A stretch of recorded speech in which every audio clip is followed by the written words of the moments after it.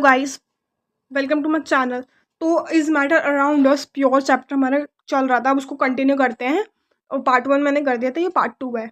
तो यहाँ पे हम मिक्सचर से पढ़ेंगे। तो मिक्सचर जैसे अब ये इस लास्ट में हमने क्या पढ़ा था, pure substance, elements, compounds, metal, non metal, metalloids, ये सब हमने देखा था।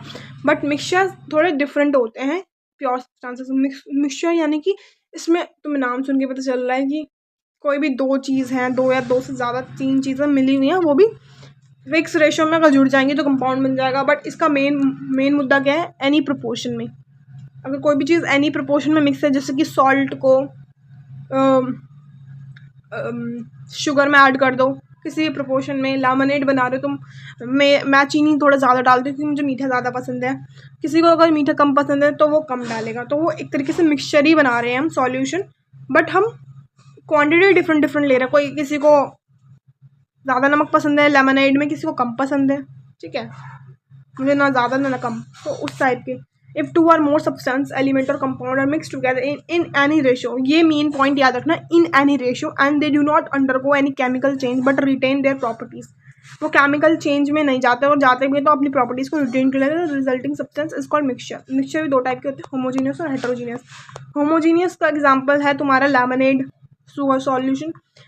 ऐसा मतलब इसमें दोनों जितने भी कॉन्स्टिट्यूएंट्स हैं वो यूनिफॉर्मली डिस्ट्रीब्यूट होंगे, और इसमें यहाँ पे अनडिस्टर्ब्ड रहेंगे इसके पार्टिकल्स। हेट्रोजीनियस में, होमोजीनियस मैंने टेबल बनाई, टेबल में इजी रहता है समझने के लिए, ठीक है। Homogeneous mixture, components are uniformly mixed with no visible boundaries. इसमें हमें कोई भी बाउंड्रीज नहीं शो होगी क्योंकि पार्टिकल्स जो हैं वो यूनिफॉर्मली मिक्सड हो रखे हैं। Heterogeneous components are not uniformly mixed with visible boundaries. इसमें क्या है, कंपोनेंट्स मिक्सड नहीं होंगे और बाउंड्रीज भी जो होंगी इनकी विजिबल होंगी। Sugar in water, oil and water, क्योंकि इसमें ऑयल ऊपर ऊपर तैरेगा, पानी नीचे रहेगा। Uniformly distributed, not uniformly distribute, ये पॉइंट ऊपर वाला ही दोबारा लिखा हुआ है। Can not be separated by physical means, क्योंकि नहीं कर सकते भाई, हम इन्हें नहीं कर सकते। और हेट्रोजीनियस को can be separated by physical means. The ratio of composition is very. Homogeneous में रेशियो वेरी करती है, और करेगी तो वेरी इसमें भी करेगी क्योंकि ये मिक्सचर है, मिक्सचर में वेरी करती ही है। Different amounts of sugar in lemonade, इसका एग्जांपल है सैंड इन वाटर, जिसमें कि सैंड अलग, पानी है जैसे, और यहाँ पे सैंड तुम्हें नीचे दिखेगी लेफ्ट अनडिस्टर्ब, ठीक है। मिक्सचर और कंपाउंड में देखते हैं। मैंने अभी तुम्हें बताया कंपाउंड में फिक्स्ड होता है और इसमें फिक्स नहीं होता प्रोपोर्शन।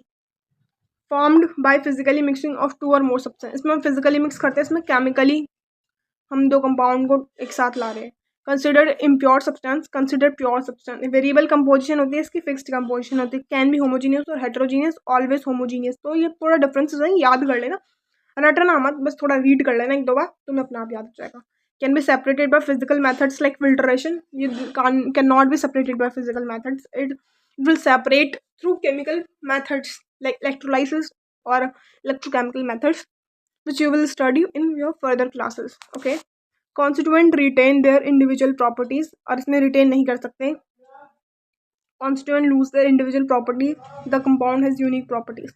constituents से अलग ही properties, मैंने तुम्हें बताया था, हाइड्रोजन भी फ्लेमेबल गैस है और ऑक्सीजन भी आग लगाने का काम करती है, तो H2O आग बुझाने का काम करता है। No new substance are form depend on the constituents, कोई नया सब्सटेंस नहीं बनेगा, इसमें कोई नया सब्सटेंस बनता है।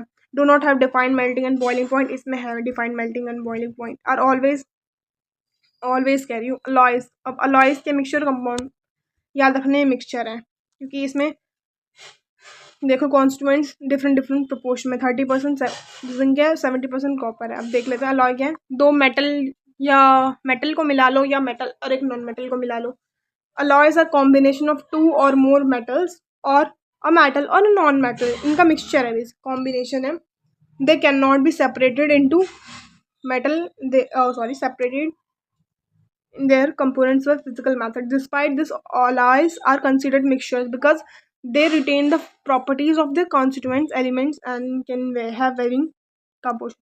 बेसिकली इतना याद रखो, लंबा चौड़ा याद करने की जरूरत नहीं है। अलॉयज मिक्सचर होता है, और क्यों होता है, क्योंकि ये किसी भी प्रोपोर्शन में जुड़े हुए हैं, मतलब कंबाइन हो रखे हैं in any proportion. Like you can give example of brass which has 30% zinc and 70% copper. So you can see the ratio is different, the composition, the proportion is different. of constituents. So that's why this is called mixture.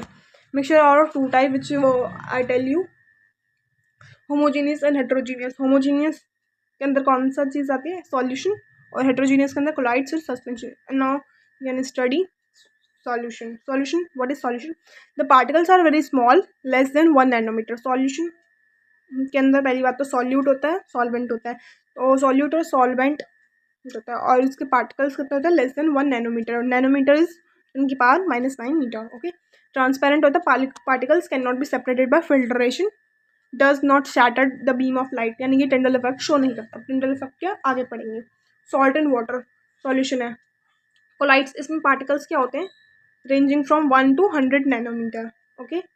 मतलब solution से बड़े particles होते हैं collides के, but suspension से छोटे होते हैं. Translucent particles can not be separated by filtration, shatters the beam of light, यानी कि टिंडल इफेक्ट शो करता है. Milk, blood are example of colloids, colloidal solution. Suspension क्या होता है, सस्पेंशन में particles are quite large, which we can see through our naked eyes.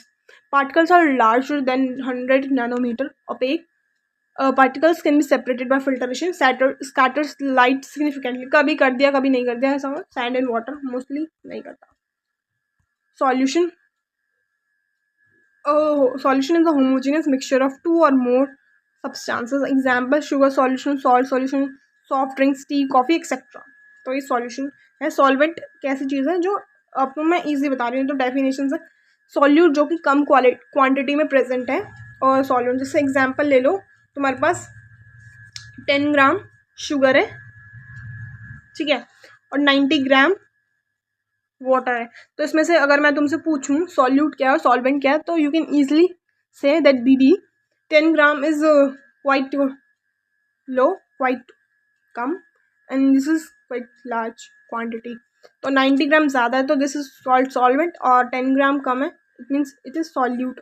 सो ऐसे याद रखो, क्वांटिटी कम है तो सॉल्यूट, क्वालिटी ज़्यादा है, क्वांटिटी ज़्यादा है तो सॉल्वेंट.